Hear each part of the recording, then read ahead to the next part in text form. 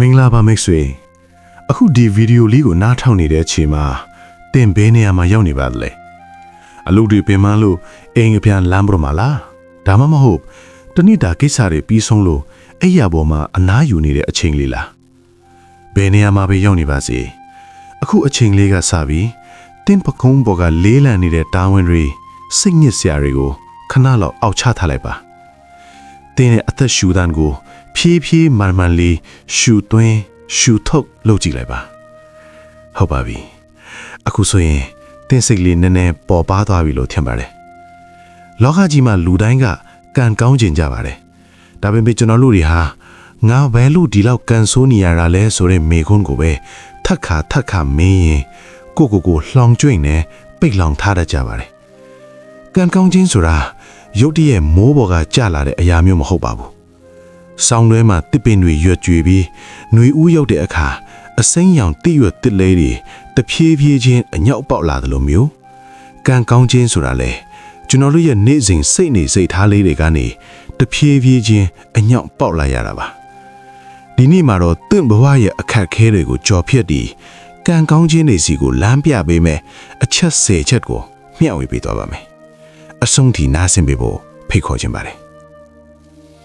နံပါတ်1မနက်ခင်းကိုကျေးဇူးတင်စိတ်နဲ့စတင်ပါပထမဆုံးအချက်ကတော့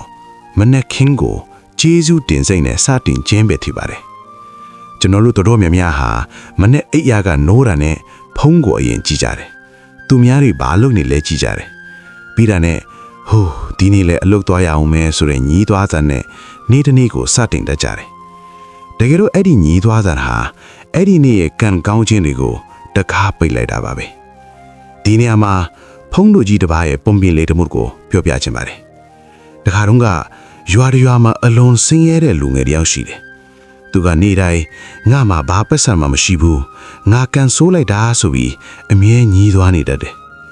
တနေ့တော့တောင်ပေါ်ကဆင်းလာတဲ့ဖုံးတော်ကြီးတစ်ပါးနဲ့တွေ့တော့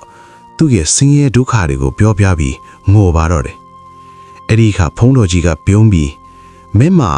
တန်ဖိုးမဖြတ်နိုင်တဲ့ယတနာတွေရှိနေတာမဲ့ဘာလို့ဆင်းရဲတယ်လို့ပြောရတာလဲလို့မေးလိုက်တယ်လူငယ်ကကျွန်တော်မှဘာယတနာမှမရှိပါဘူးလို့ညင်းတယ်ဖုံးတော်ကြီးကဒါဆိုမင်းရဲ့မျက်လုံးနှလုံးကိုငါ့ကိုပေးမလားရွှေတင်ကားတောင်းတင်ပေးမယ်တဲ့လူငယ်ကလန့်ထွာပြီးမပေးနိုင်ပါဘူးလို့ပြောတယ်ဒါဆိုမင်းရဲ့လက်နှစ်ဖက်ကိုရွှေတင်ကား2000နဲ့လဲမလားမလဲနိုင်ပါဘူးလို့ထပ်ဖြေတယ်အဲ့ဒီတော့မှဖုံးတော်ကြီးကတွေ့လားမင်းမရွှေတင်ကားတောင်းတင်ချီပေးရင်တောင်မလဲနိုင်တဲ့မျက်လုံးတွေလက်တွေကျမ်းမာတဲ့ခန္ဓာကိုယ်ကြီးရှိနေတာပဲဒါကိုမင်းကမမြင်ပဲမရှိတာကိုပဲလိုက်ကြည့်နေလို့ကန်ဆိုးနေတာပေါ့လို့ဆုံးမလိုက်တယ်မှန်ပါတယ်ကျွန်တော်တို့တွေဟာကိုယ်မှာရှိနေတဲ့အရာတွေကိုမေ့လျော့နေတတ်ကြပါတယ်မနှက်ဖြန်မနဲ့အိယာကနိုးတဲ့အခါမျက်လုံးလေးမဖြုံခင်စိတ်ထဲကအရင်ဆုံးပြောကြည့်ပါငါအသက်ရှူနေသေးတယ်ဒီနေ့တစ်ကိုမြင်တွေ့ခွင့်ရသေးတယ်ကျေးဇူးတင်ပါတယ်လို့ပေါ့အဲ့ဒီကျေးဇူးတင်စိတ်လေးကတင့်အုံနောက်ကိုအေးချမ်းစေပြီးတနေ့တာလုံးအခွင့်အလမ်းကောင်းတွေကိုပို့မြင်လာစေပါလိမ့်မယ်နံပါတ်2အပြုံးဖြင့်ကံကောင်းခြင်းကိုဖိတ်ခေါ်ပါဒုတိယချက်ကတော့အပြုံးမှာပဲအပြုံးဆိုလားပတ်စံတပြားမှမကုန်ပဲလူတိုင်းကိုဆွဲဆောင်နိုင်တဲ့အကြီးမားဆုံးမော်ပင်ညာတစ်ခုပါတင်စလာကြည့်ပါ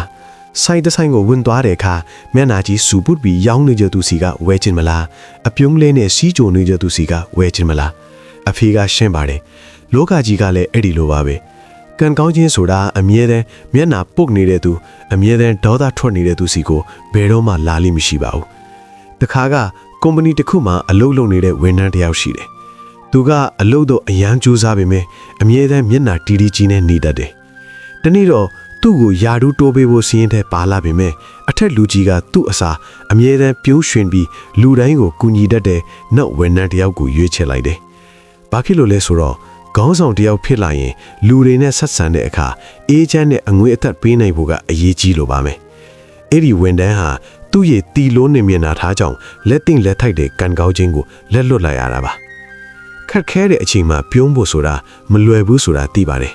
ဒါပေမဲ့ပြုံးလိုက်ခြင်းဟာဖြင့်ကျွန်တော်တို့အုံနောက်ထဲကနေ endorphins လို့ခေါ်တဲ့ပျော်ရွှင်စေတဲ့ဟော်မုန်းတွေထွက်လာပါတယ်စိတ်ညစ်နေတဲ့အချိန်မှန်ရှိသွားပြီးကိုပြုံးပြကြည့်ပါ စိတ်แท้ကအနည်းနဲ့အများတော့ပို့ပါသွားတာကိုခံစားရပါလိမ့်မယ်အပြုံးဟာတင့်စီကိုကောင်းမွန်တဲ့မိတ်ဆွေတွေအခွင့်အလမ်းတွေကိုတန်လိုက်လို့ဆွဲယူပေးမဲ့အရာပဲဖြစ်ပါတယ်နံပါတ်3နှုတ်ထွက်စကားကိုဆင်ခြင်ပါကျွန်တော်တို့ပြောလိုက်တဲ့စကားလုံးတိုင်းမှာစွာရင်ရှိပါတယ်ငါတော့မဖြစ်နိုင်တော့ပါဘူးငါကတော့ကန်ဆိုးတာပဲလို့ပြောလီအဲ့ဒီအတိုင်းဖြစ်လာလီပါပဲနှုတ်ကမြတ်ရင်နတ်သက်ကြွေတယ်ဆိုတာတကယ်ရှိပါတယ်ဒါကြောင့်ငါစူးစမ်းရင်ဖြစ်မှာပါအားလုံးအဆင့်ကြီးသွားမှာပါဆိုတဲ့အပြုလဘောဆောင်တဲ့စကားလုံးတွေကိုပဲရွေးချယ်ပြောဆိုပါတင်းစကားလုံးတွေကတင့်ကန်းချမာကိုဖန်တီးနေတာပါနံပါတ်4ပေးကမ်းခြင်းရဲ့လျှို့ဝှက်ချက်လောကကြီးမှာပေးမရတယ်ဆိုတဲ့နိယာမကအလွန်မှန်ကန်ပါတယ်ပေးကမ်းတယ်ဆိုတာငွေကြီးအများကြီးလူမှမဟုတ်ပါဘူးတခါကအယမ်းဆင်းရဲတဲ့အမျိုးသမီးတစ်ယောက်ဟာဖះရှင်ကိုလူချင်းပေပဲသူ့မှာဘာမှမရှိဘူးအဲ့ဒီတော့သူဟာတခြားသူတွေလူဒန်းနေတာကိုကြည့်ပြီးတာဒူးခေါ်ကစိတ်ထဲကနေအမျှဝေခဲ့ပါတယ်သူရဲ့စစ်မှန်တဲ့စိတ်စေတနာကြောင့်သူဟာနောင်မှာကြီးကျယ်တဲ့ကံကောင်းခြင်းကြီးကိုရရှိခဲ့တယ်လို့ဆိုပါတယ်တင့်မှာငွေကြီးမရှိရင်တောင်တပားသူကိုအကြံဉာဏ်ကောင်းပေးတာလမ်းဘေးကတရိษံလေးတွေကိုအစာကျွေးတာဒါမှမဟုတ်တစုံတစ်ယောက်ကိုအားပေးစကားပြောတာမျိုးလုပ်ကြည့်ပါတင်ပေးလိုက်တဲ့အရာဟာပုံစံတစ်မျိုးနဲ့တင်းစီကိုစေစားမကပြန်လာပါလိမ့်မယ်ပေးကမ်းတတ်တဲ့လက်ဟာအမြဲတမ်းပြည့်စုံနေတတ်တယ်ဆိုတာမမေ့ပါနဲ့နံပါတ်5အတိတ်ကိုလွတ်ချလိုက်ပါလူအတော်များများဟာအတိတ်ကနောင်တက်တွေကိုပွိပွေဟာရင်လက်ရှိအချိန်ကကံကောင်းခြင်းတွေကိုလက်လွတ်နေတတ်ကြပါနဲ့တခါကဖုန်ကြီးနှစ်ပါးခီးသွားရင်မိကန်းသားမှာရေမကူးရဲတဲ့အမျိုးသမီးတယောက်ကိုတွေ့တော့အကြီးဖြစ်တဲ့ဖုန်ကြီးကအဲ့ဒီအမျိုးသမီးကိုပွေ့ချီပြီးမြစ်တစ်ဖက်ကန်းကိုပို့လိုက်ပါတယ်အငယ်ဖြစ်တဲ့ဖုန်ကြီးကစိတ်ထဲမှာငါတို့ကဖုန်ကြီးတွေပဲမိန်းကလေးကိုမထီရဘူးလေလို့ဆိုပြီးတနှုတ်နှုတ်တွေးညီမိတယ်ခရီးအဝေးကြီးရောက်တဲ့အခါအငယ်ကမအောင်နိုင်တော့ပဲမေးလိုက်တော့အကြီးဖြစ်တဲ့ဖုန်ကြီးကပြုံးပြီးငါကအဲ့ဒီအမျိုးသမီးကိုမြစ်ကမ်းနားမှာတင်ချထားခဲ့ပြီးမင်းကတော့အခုထိပွေ့ထားတုံလားလို့မေးလိုက်ပါတယ်အတိတ်ဆိုတာသင်္ကန်းစာယူဖို့ပဲခဲ့ပြီးနေထိုင်ဖို့မဟုတ်ပါဘူးအတိတ်ကအမိုက်တွေကိုစွန့်ပစ်လိုက်မှသာသင်ဘဝတွေကိုကံကောင်းခြင်းအသစ်တွေဝင်လာဖို့နေရလက်ရှိမှာပါနံပါတ်6ဒေါသကိုထိန်းချုပ်ပါဒေါသထွက်နေတဲ့အချိန်မှာလူတစ်ယောက်ရဲ့ဉာဏ်ပညာဟာအမောင်ကျပါတတ်ပါတယ်ဒေါသကြီးသူစီကနေကံကောင်းခြင်းတွေကဝေးကွာသွားတတ်ပါတယ်စိတ်ကိုအေးထားခြင်းတီးကန့်ခြင်းဟာသင်ရဲ့ကံစားတာကိုမြင့်မားစေတဲ့အကာအကွယ်တစ်ခုပါပဲစိတ်အေးချမ်းသူဟာအမြဲတမ်းမှန်ကန်တဲ့ဆုံးဖြတ်ချက်ကိုချနိုင်ပြီးအခွင့်အလမ်းကောင်းတွေကိုလည်းအမိအရာဖန်ဆုပ်နိုင်ပါတယ်နံပါတ်9သင်ယူလိုစိတ်ရှိပါလောကမှာမတိတာထက်မတိတာကိုမတင်ယူချင်တာကပိုကြောက်ဖို့ကောင်းပါတယ်နေစဉ်အသက်တွေကိုတင်ယူနေတဲ့သူကိုပြုပြင်နေတဲ့သူစီကိုအခွင့်အလမ်းကောင်းတွေအမြဲရောက်လာတတ်ပါတယ်ဘ ഹു တုတကျွေဝါခြင်းကကံကောင်းခြင်းကိုဖန်ဆုပ်ဖို့လက်နဲ့တစ်ခုပါပဲပညာရှိသူစီကိုကံကောင်းခြင်းကအလိုလျောက်ဆက်ရောက်လာတတ်ပါတယ်နံပါတ်10ကိုချင်းစာတရားထားပါတပားသူရဲ့ဒုက္ခကိုစာနာတတ်တဲ့စိတ်ရှိသူဟာဘယ်နေရာသွားဘေးရန်ကင်းပါတယ်ကိုချင်းစာတရားရှိသူကိုလူတွေကချစ်ခင်ကြသလိုနှကောင်းနှမျက်တွေကလည်းစောင့်ရှောက်တတ်ပါတယ်တပားသူကိုကူညီခြင်းဟာကိုကူညီနေတာနဲ့အတူတူပါပဲမေတ္တာတရားကြီးမားသူဟာဘယ်တော့မှအထီးမကျန်ပဲကံကောင်းတတ်ပါတယ်နံပါတ်9တိလလုံခြုံပါစေကိုချင်းတရားကောင်းမွန်ခြင်းဟာအကြီးမားဆုံးသောကံကောင်းခြင်းရဲ့အခြေခံအုတ်မြစ်ပါမယိုးသားတဲ့နီးနဲ့ရတဲ့အရာတွေဟာကြားရှည်မခံပါဘူးရိုးသားဖြောင်းမစွာနေထိုင်သူဟာစိတ်အေးချမ်းရတယ်လို့အဲ့ဒီအေးချမ်းမှုကပဲကံကောင်းခြင်းတွေကိုအလိုလျောက်ဆွဲဆောင်ပေးပါတယ်ကိုချင်းတရားဟာတင်းဘဝရဲ့အကောင်းဆုံးအကာအကွယ်ပါနံပါတ်10နေ့စဉ်မေတ္တာပွားပါ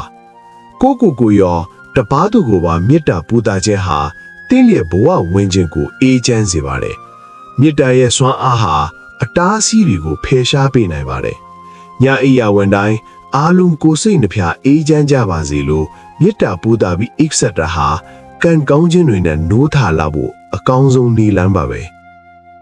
အခုပြောခဲ့တဲ့အချက်10ချက်ဟာယူရှင်းတယ်လို့ထင်ရပေမယ့်လက်တွေလုတ်ကြည့်ဖို့တော့ခိုင်မာတဲ့စိတ်တလူပါတယ်ကံကောင်းခြင်းဆိုတာပြိုးထောင်ယူရတဲ့အပင့်တပင်လိုပါပဲ ဒီနေ့ကစပြီးဒီမျိုးစေ့လေးတွေကိုတင့်ဘဝထဲမှာစိုက်ပျိုးကြည့်လိုက်ပါချက်ချင်းအချိုးမပေးသေးရင်တောင်စိတ်မပြတ်ပါနဲ့